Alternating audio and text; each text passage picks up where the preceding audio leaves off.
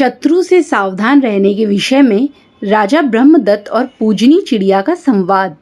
महाभारत शांति पर्व में आप पर्व के अंतर्गत 139वें अध्याय में शत्रु से सावधान रहने के विषय में राजा ब्रह्मदत्त और पूजनी चिड़िया के संवाद का वर्णन हुआ है, जो इस प्रकार है।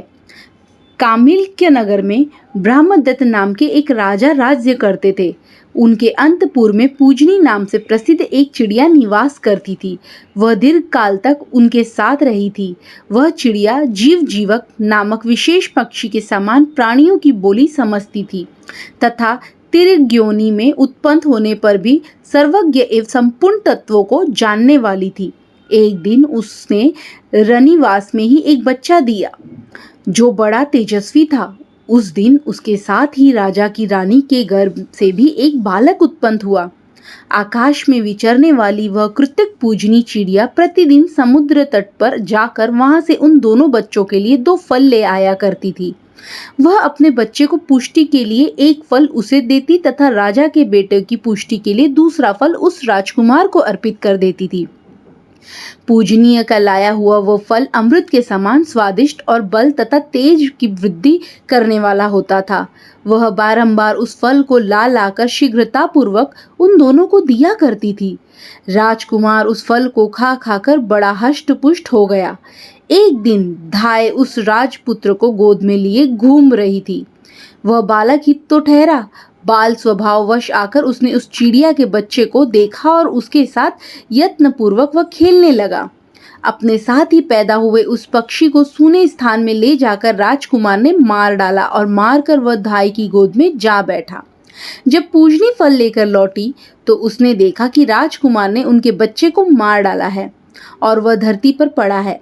अपने बच्चे की ऐसी दुर्गति देखकर पूजनी के मुख पर आंसुओं की धारा बह चली और वह दुख से रोती हुई इस प्रकार कहने लगी, क्षत्रिय में संगति निभाने की भावना नहीं होती। उसमें न प्रेम होता है न सौहार्द। ये किसी हेतु या स्वार्थ से ही दूसरों को सांत्वना देते हैं। जब इनका काम निकल जाता है तभी आश्रित व्यक्ति को त्याग देते हैं। क्षत्रिय सबकी बुराई ही करते हैं। इन पर कभी विश्वास नहीं करना चाहिए।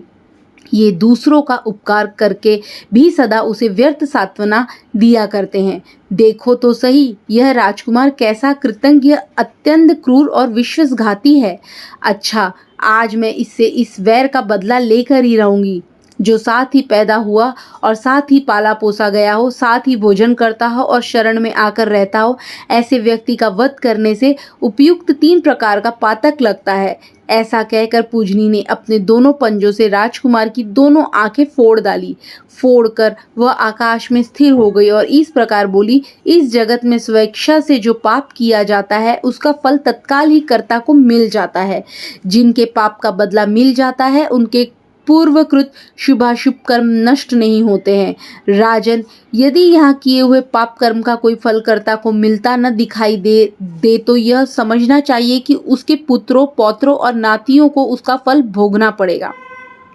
राजा ब्रह्मदत्त ने देखा कि पूजनी ने मेरे पुत्र की आंखें ले ली। तब उन्होंने यह समझ लिया कि राजकुमार को उसके कुकर्म का ही बदला मिला है।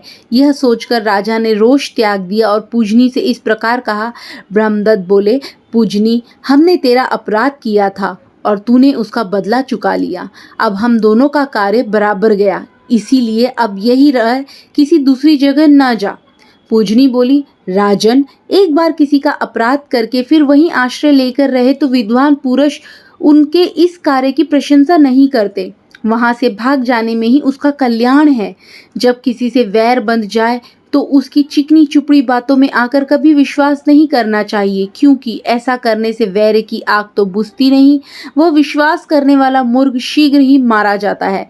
जो लोग आपस में बैर बांध लेते हैं उनका वह बैर भाव पुत्रों और पौत्रों तक को पीड़ा देता है। पुत्रों पौत्रों का विनाश हो जाने पर परलोक में भी वह साथ नहीं छोड़ता है। जो लोग आपस में वैर रखने वाले हैं उन सबके लिए सुख की प्राप्ति का उपाय यही है कि परस्पर विश्वास न करे। विश्वासघाती मनुष्यों का सर्वथा विश्वास तो करना ही नहीं चाहिए। जो विश्वास पात्र न हो उस पर विश्वास न करे। जो विश्वास का पात्र हो उस पर भी अधिक विश्वास न करे। क्योंकि विश्वास से उत्पन्न होने वाला भय विश्वास करने वाले का मूलोच्छेद कर डालता है। अपने प्रति दूसरों का विश्वास भले ही उत्पन्न कर ले, किंतु स्वयं दूसरों का विश्वास न करे। माता और पिता स्वाभाविक स्नेह होने के कारण बांधव गणों में सबसे श्रेष्ठ है। पत्नी वीर्य की नाशक होने से वृद्धावस्था का मूर्तिमान रूप है। पुत्र अपना ही अंश है। भाई धन में हिस्सा बांटने के कारण शत्रु समझा जाता है और मित्र तभी तक मित्र है जब तक उसका हाथ गीला रहता है, अर्थात जब तक उसका स्वार्थ सिद्ध होता रहता है। केवल आत्मा ही सुख और दुख का भोग करने वाला कहा गया है। जब आपस में बैर हो जाए तब संधि करना ठीक नहीं होता। मैं अब तक जिस उद्देश्य से यहाँ रही हूँ वह तो समाप्त हो गया। जो पहले का उपकार करने वाला प्राणी है वह दान और मान से पूजित हो तो भी उसका मन विश्वस्त नहीं होता। अपना किया हुआ अनुचित कर्म ही दुर्बल प्राणियों को डराता रहता है। जहाँ पहले सम्मान मिला हो वहीं पीछे अपमान होने लगे तो प्रत्येक शक्तिशाली पुरुष को पुनः सम्मान मिलने पर भी उस स्थान पर परित्याग कर देना चाहिए। राजन, मैं आपके घर में बहुत दिनों तक बड़े आदर के साथ रही हूँ, परंतु अब यह वैर उत्पन्न हो गया, इसीलिए मैं बहुत जल्दी यहाँ से सुखपूर्वक चली जाऊंगी। ब्रह्मदत्त ने कहा, पूजनी, जो एक व्यक्ति के अपराध करने पर बदले में स्वयं को कुछ करे वह कोई अपराध नहीं करता, अपराधी नहीं माना जाता।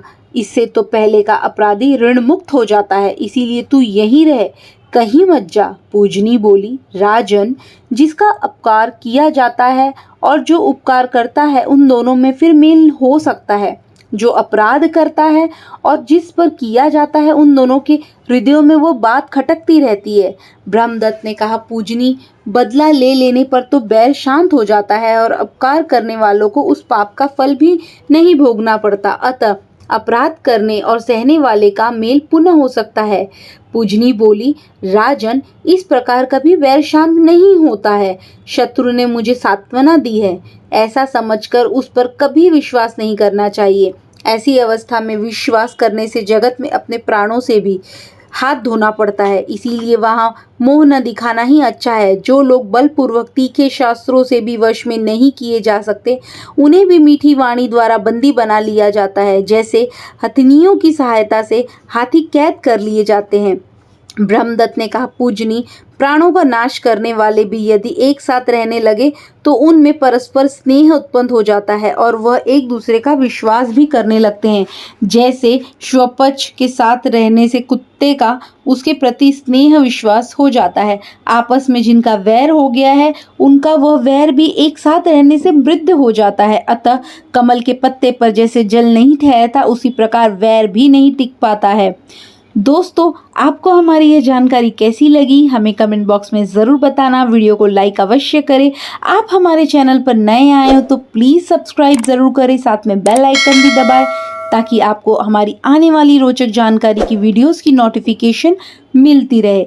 धन्यवाद। आपका दिन शुभ हो।